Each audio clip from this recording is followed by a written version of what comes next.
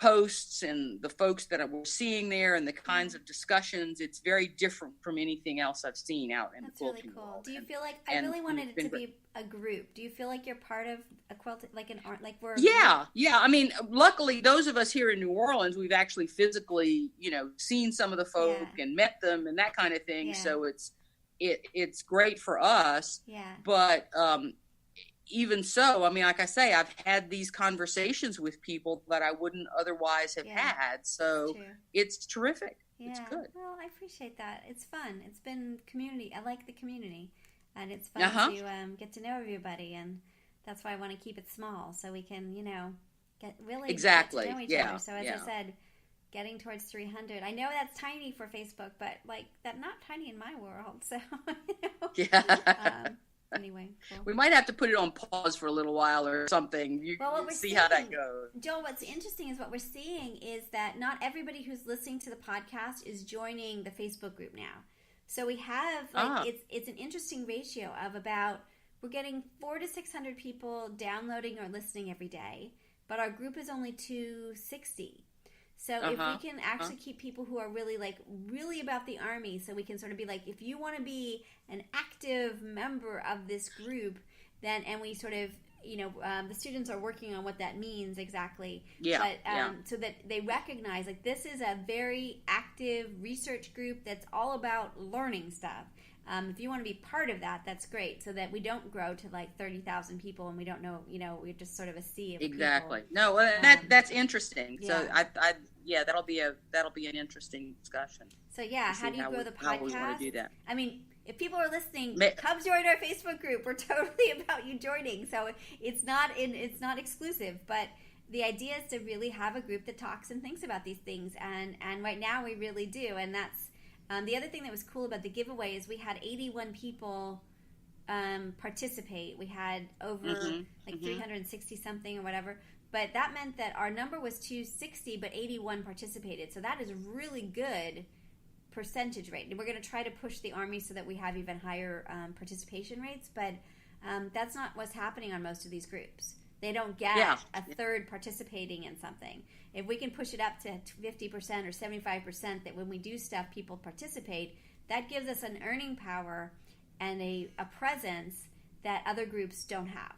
So that, so that's kind of the goal. And just as an experiment with my entrepreneurial hat on, I find that really fascinating. So if we can get really fun, not serious people, but really do want to talk about quilting issues, it's really cool. And it's fun. The group is great. They're super nice. So cool. All right. Well, look at us.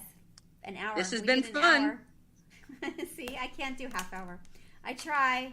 I totally try. All right, Joel. So we're going to see you soon.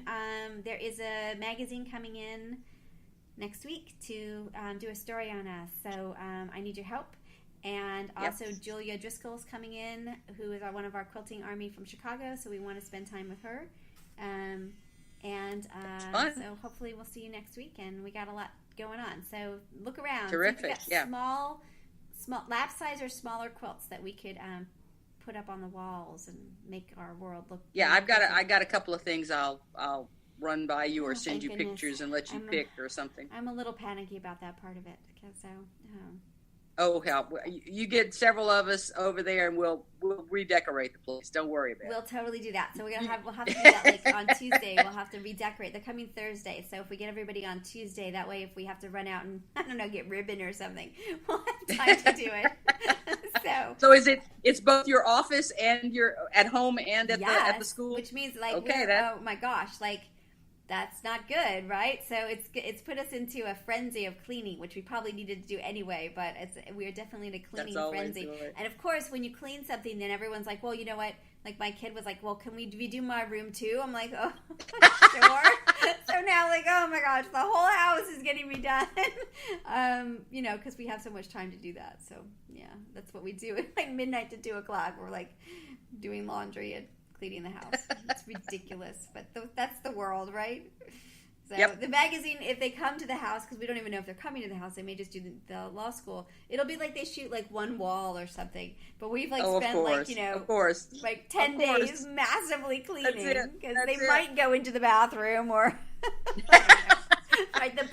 guest room. That's always room. the way. But you know, or they'll find the.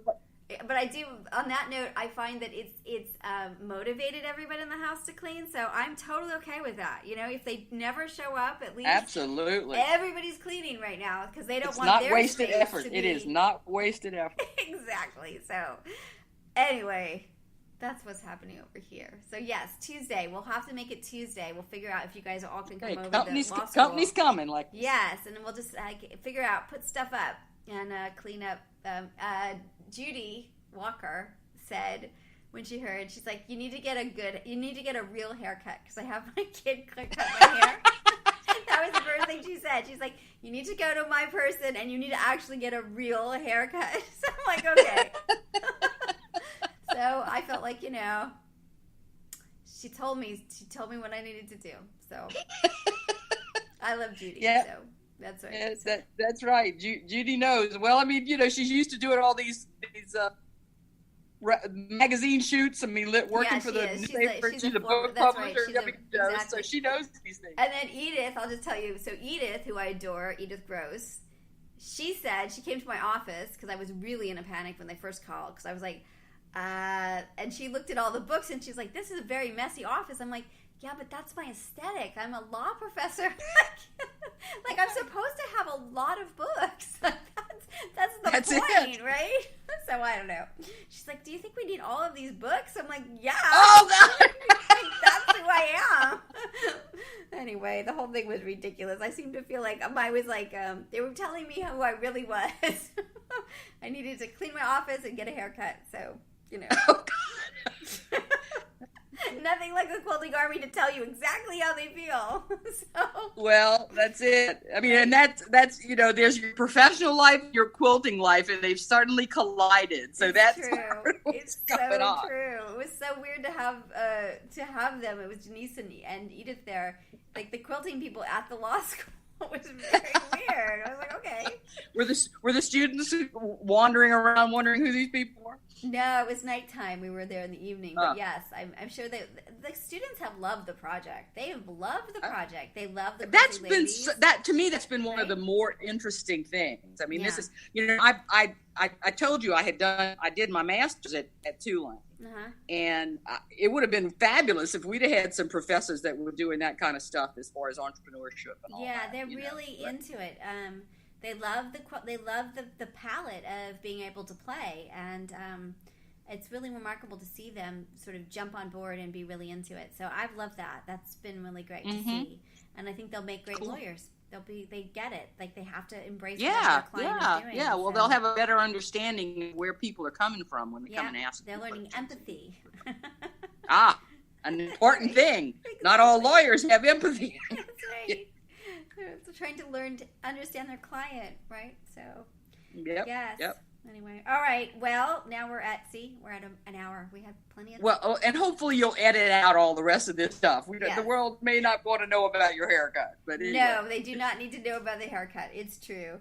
So we will edit out a little bit. But in general, you are awesome, and I so thank you for being part of our Quilting Army. You so are. Well, I have loved awesome. it. I've loved it, and I thank you for bringing this new group into my life. So that's perfect. I feel the same way. So I can't wait for the summer. We're going to have lots of great adventure. That's the goal. Hooray! Mm-hmm. Okay.